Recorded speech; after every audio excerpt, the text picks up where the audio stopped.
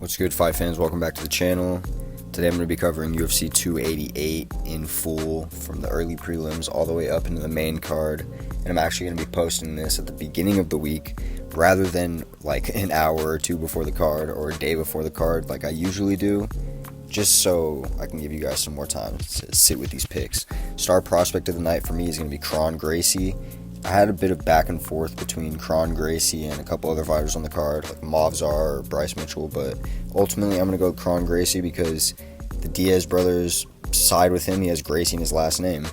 Next up, the show stealer of the night, I've got Movsar versus Bryce Mitchell.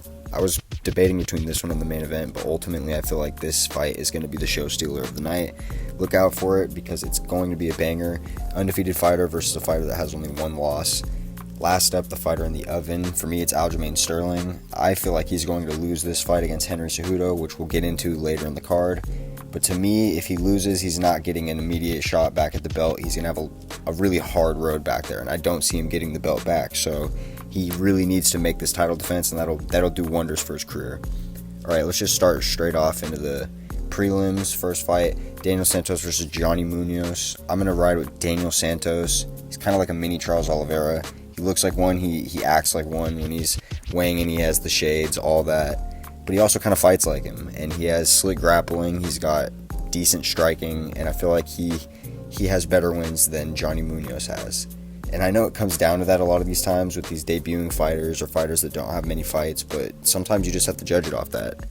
Next up, Joseph Holmes taking on Claudio Ribeiro. I'm picking Claudio Ribeiro.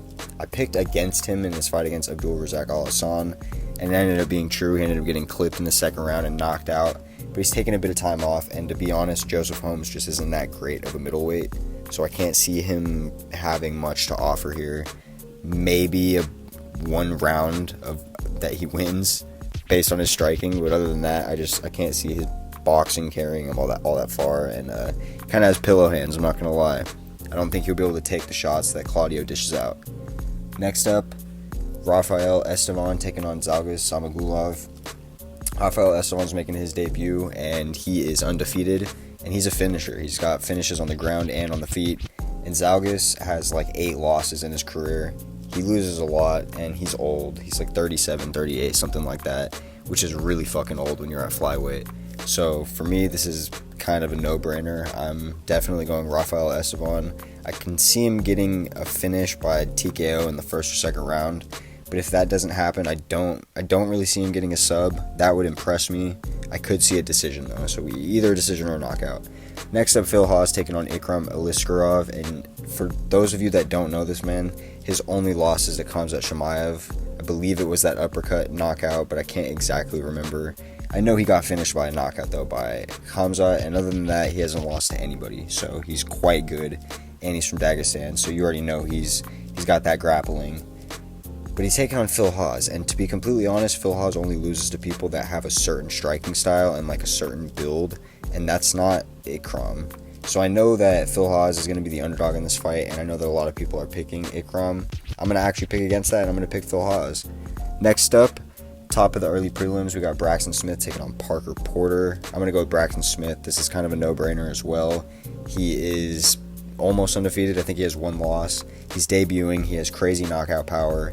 And despite the fact that Parker Porter is a favorite for whatever fucking reason, I just don't trust that Parker Porter is going to be able to withstand those punches in the first round and the heat that's going to be coming his way. And he's also coming off of a knockout loss where I picked against him. Shout out I9's picks. But anyways, he's coming off of that knockout loss. So there's just all of these factors playing against him, playing against his chin, his age. He's weathered. I don't trust it. Moving on, Marina Rodriguez taking on Virna Jandiroba.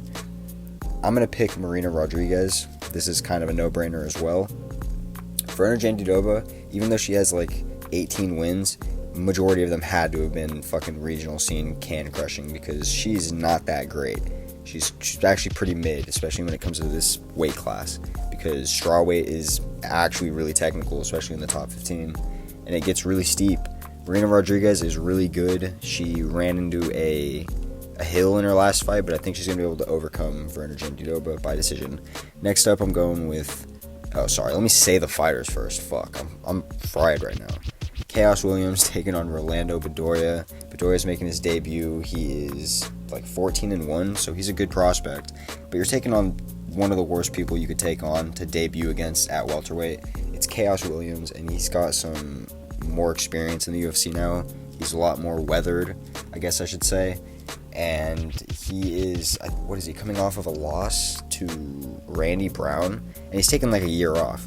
So I think that he's going to come here motivated, knowing what he needs to do. He's getting a little bit older too. I think he's like in his prime age now, so I'm trusting Khaos Williams. Next up, Kennedy Nzechukwu taking on Devin Clark. This one's difficult.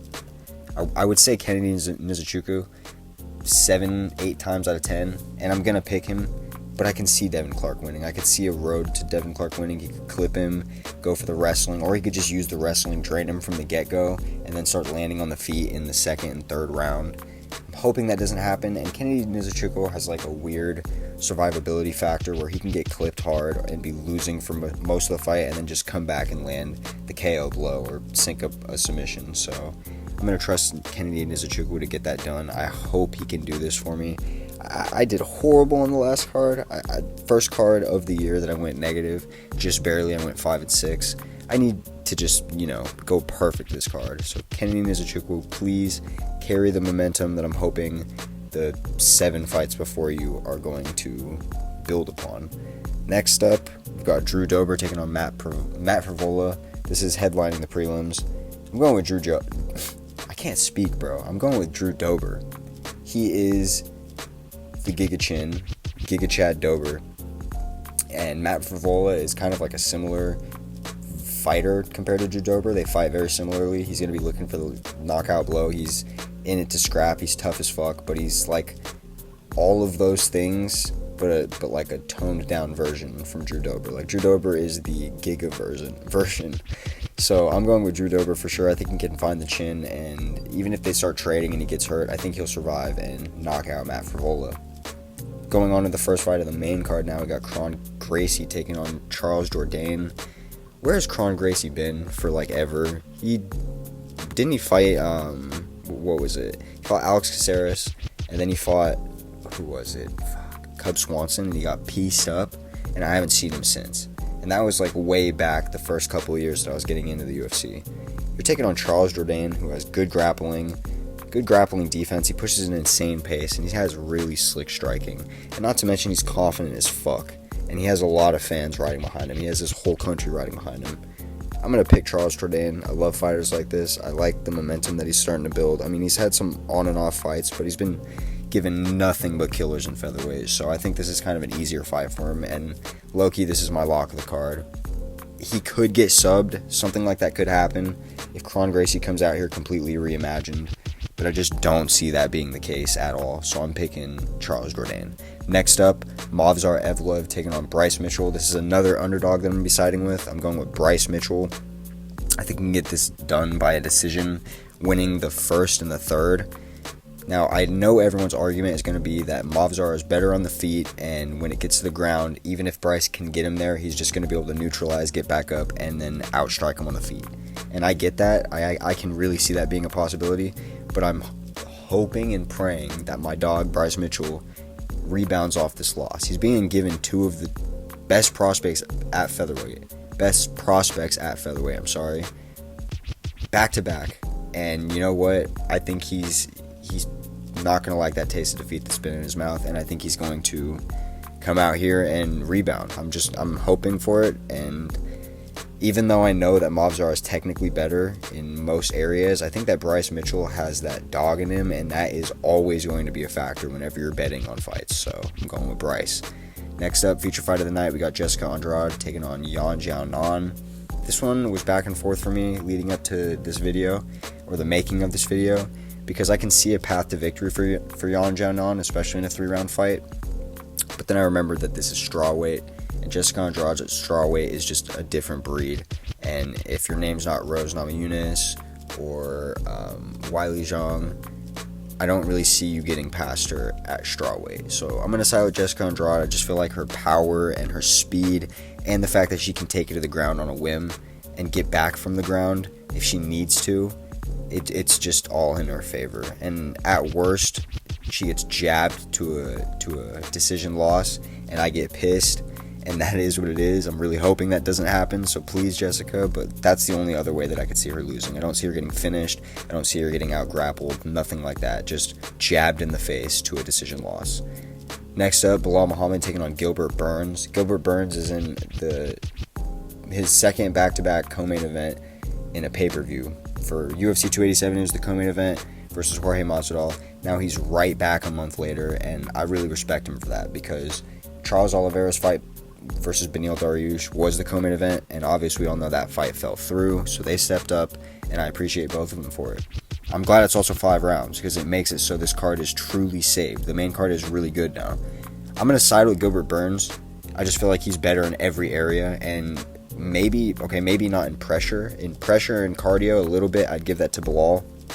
But everywhere else, and especially in the ability to finish the fight wherever it goes, that goes to Gilbert.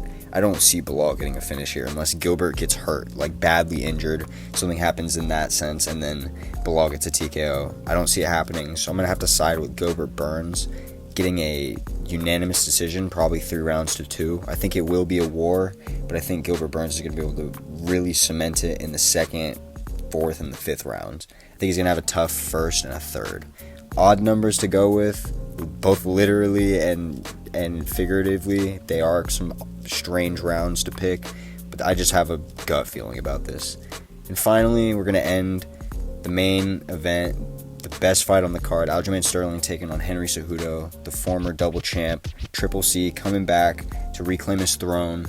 This is a great fight, and like I said earlier, I think Aljamain Sterling is the fighter in the hot seat. This is going to be his, third title defense that he's going for now? First one against Petr Yan, second one against TJ Dillashaw. And he looked really good against Petr Yan. The fact that he can neutralize Petr Yan like that, and he's the only person that's been able to do that on the ground until Merab beat him, that was extremely impressive to me. But this style matchup, in my opinion, is absolutely horrible for him. And it blows my mind that so many YouTubers and analysts are picking Aljo. I don't get it. Do you guys forget who Henry Cejudo is?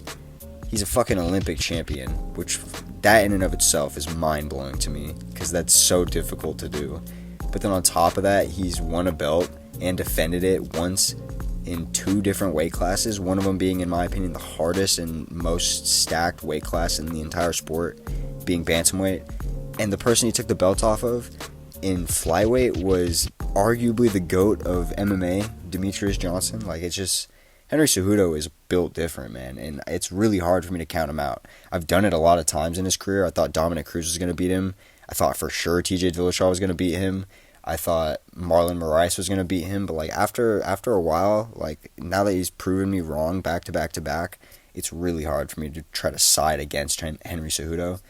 So I'm riding with Triple C. It's probably obvious. I think he could get a finish, but more likely than not, he's probably going to win 3 rounds to 2. I was going to go with 4 rounds to 1, but I think Aljo can make it closer than that. He does have momentum, and he does have the belt, which makes you like 20% better.